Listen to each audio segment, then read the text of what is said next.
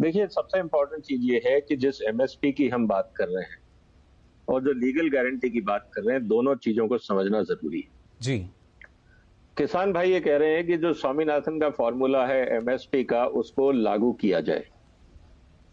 मेरा पहला सुझाव ये है कि डॉक्टर स्वामीनाथन का जो फॉर्मूला है वो हाईली डिफेक्टिव है।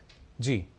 उससे किसान खुद बर्बाद हो जाएंगे हम्म। और देश तो चौपट होगा ही होगा। उसके कारण बहुत सिंपल, डिटेल में पढ़ना हो तो मेरे यूट्यूब चैनल पे जनता देख सकती है।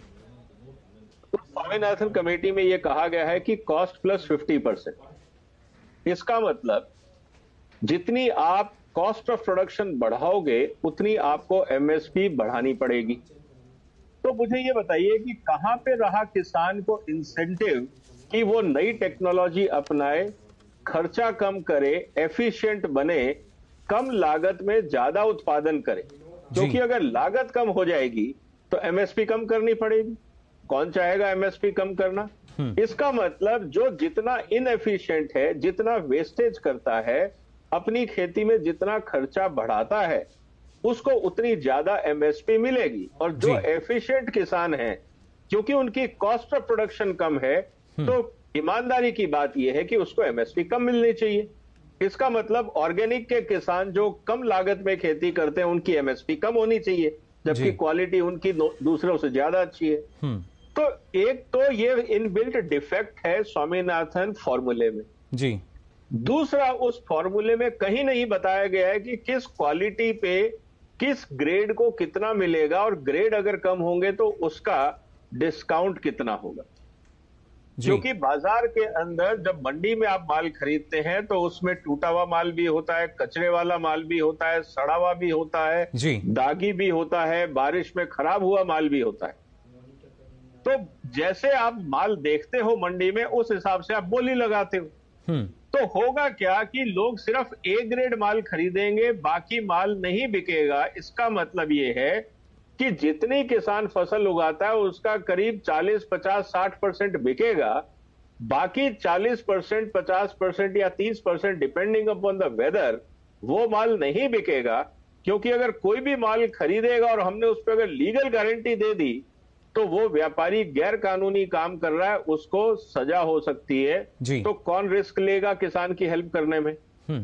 तो पहली बात तो ये है कि एमएसपी किसानों को, जो लीगल गारंटी की बात हो रही है, लीगल गारंटी सबसे पहले किसान का खुद का नुकसान करेगी।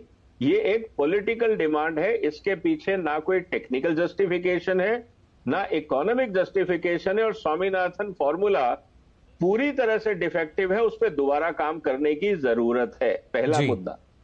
दूसरी बात, जब आप लीगल गारंटी की बात करते हो और जो आज तक हमने ट्रेंड देखा है, मैं आपके सामने एक उदाहरण रख देता हूं। हम्म। 2010 के अंदर अंतरराष्ट्रीय बाजार में और भारत में मक्के का रेट ऑलमोस्ट बराबर था। जी।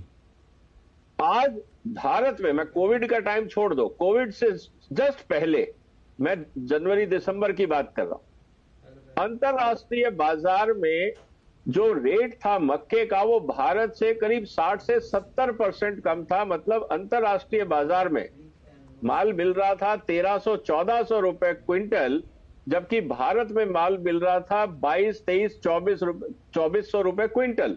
जी। भारत का ही मुर्गी का किसान भारत सरकार के पास गया कि साहब, हिंदुस्तान का मक्का इतना महंगा हो गया है, हम नहीं खरीद पा रहे हैं, हम बर्बाद हो जाएंगे, हमें मक्का, सस्ता मक्का आयात करने दो।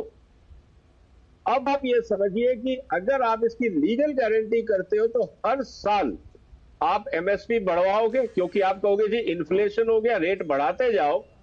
5 साल बाद हिंदुस्तान का कोई व्यापारी किसान से माल नहीं खरीदेगा, क्योंकि अंतरराष्ट्रीय बाजार इतना सस्ता होगा कि कस्टम ड्यूटी देने के बाद भी आयात करना फायदे का सौदा होगा।